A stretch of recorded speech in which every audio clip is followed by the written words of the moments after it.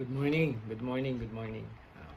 Good morning po sa aking mga kasamahang pastors sa BCTO, Bacoor City Transformation Office. Ganun din po sa ating mga kasama dyan sa ating kapulisan, sa ating PNP Bacoor. At sa umagang ito mga kasama, we will be taking up the Lesson 3, Session 9. Ito po ang Obligation as Children, Part 2. Ano po? Under family-based life, ano po, topic, under the topic of impacting your home and children. No? Paano nga ba natin na bibigyan ng magandang impact? Ano po? Nagkakaroon ng magandang impact ang ating tahanan at ang ating mga anak. Po. For the past days, may mga nauna pong mga topic at ito po yung point 6 and 7, obligation as parents, part 1 and 2, at point 8, ito po yung obligation as children, part 1, ito po yung itinuro kahapon. At ang ngayon nga po, point 9 ay obligation as children, part 2. No po? Sa umagang ito, ang ating text po ay Ephesians 6, 2 and 3. Ano po? Basahin po natin. Ephesians 6:2. Honor thy father and mother, which is the first commandment with promise. Po.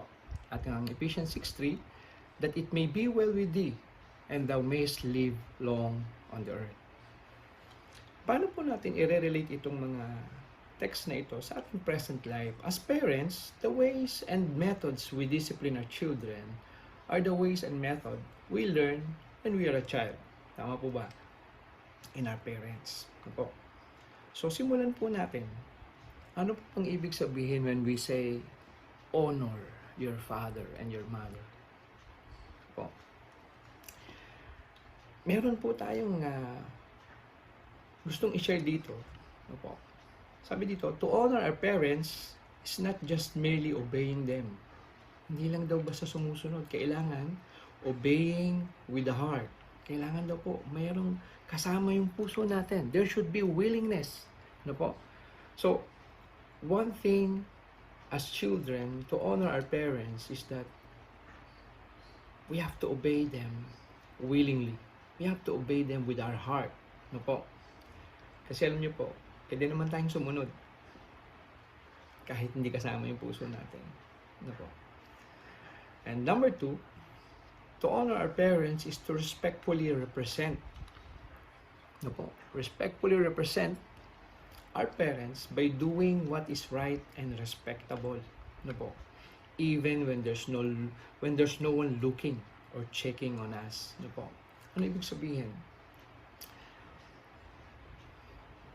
Iba po yung nangyayari pag kakausap mo siya at kaharap mo, ikaw bilang magulang at siya bilang anak. At alam natin, tayo tumaan bilang mga anak. No po, naranasan natin yan na kung minsan, oo tayo sa ating parents, pero pag wala na ang parents natin, iba na yung ginagawa natin. Tama po ba? Opo. So, yung number 2 natin, part of honoring the parents is to respectfully represent them. Respectfully represent them by what? By doing right and respectable. No po. Let us imagine kung tayo ay estudyante pa o tayo yung gumaganap na children, no po. Kung ikaw ay nasa school, para kang ambassador ng iyong pamilya, ambassador ka ng magulang mo papuntang school. So bilang ambassador, everything that you will do, that you will say, your family will be reflected by these doings. No po. Ganun din po tayo. No, bilang mga kapulisan, no po, bilang ito ang ating bukasyon, no po, everything na gagawin natin at sasabihin natin, di po ba nagiging maingat po tayo? Di po ba nag-iisip muna tayo ng ating sasabihin at natin gagawin? Dahil alam natin na ang ating uniforme ay respectable, no po. Alam natin na ang ating uniforme ay tanda, no po, ng integridad. Amen po. So, yun po ang isa sa mga tungkulin ng bata o ng children. No po? At kung mapapansin niyo po, mga kapatid, yung mga bata, ngayon, pagka sila ay kinausap mo, no po, pag sila ay kinausap mo, hindi mo yan basta mapapaalis sa cellphone. Tama po ba? So, we have to work out on the discipline part. And disciplining, katulad nung paano tayo dinisiplina ng ating mga magulang before, they take time, they give time, they take patience, no po, to teach us ano tayo ngayon. No po? Imagine niyo kung tayo hindi natayuan o nabigyan ng disiplina, ano kayang klaseng pulis tayo ngayon? Tama po ba? And number 3, to honor our parents is to diligently perform, consistently. Ano po? Consistently.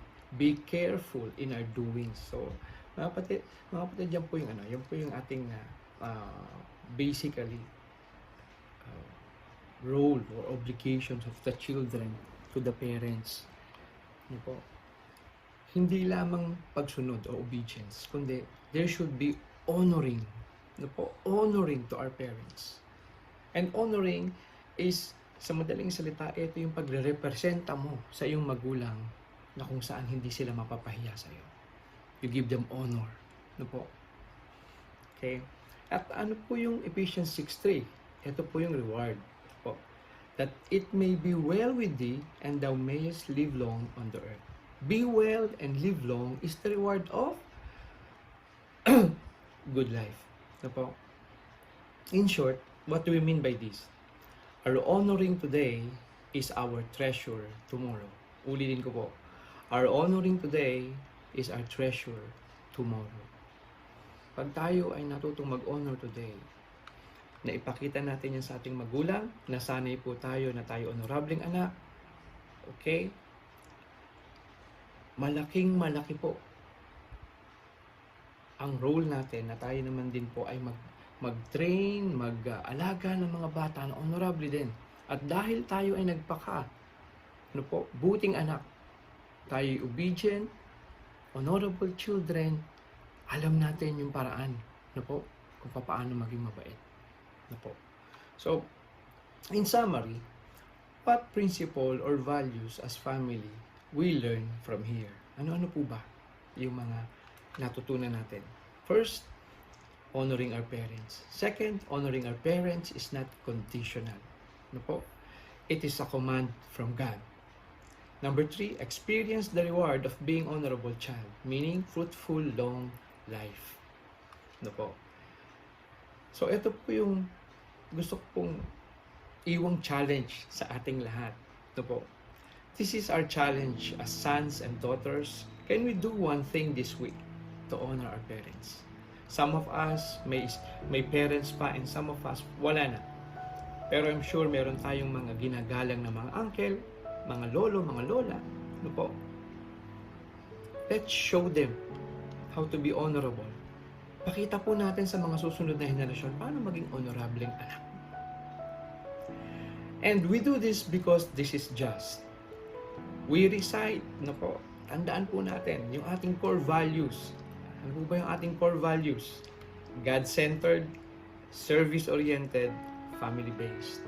Alam niyo po, napakaganda nitong My Brother's Keeper. Napakaganda ng core values na ito. Po. At ako'y naniniwala at nananampalataya na tayo ay naka-receive ng mensahe sa Panginoon ngayong umaga nito. Tayo po'y magpasalamat sa Panginoon. Panginoon, salamat po sa iyong mensahe, sa iyong salita. Simple. Pero alam namin napakahalaga para sa aming susunod na henerasyon. Lord, make us an honorable son to our country, to our nation. Ganon din po sa aming pamilya, Panginoon. Lord, kayo lamang po ang aming sanggalan, aming pong pinagkakatiwalaan. Kaya mo po kaming patibayin, baguhin, O Lord. Yung pong transformation na nais namin sa aming buhay, pinagkakatiwala po namin sa iyo. Lord, marami pong salamat sa iyong salita sa umaga nito. In Jesus' Amen. God bless po. God bless. God bless.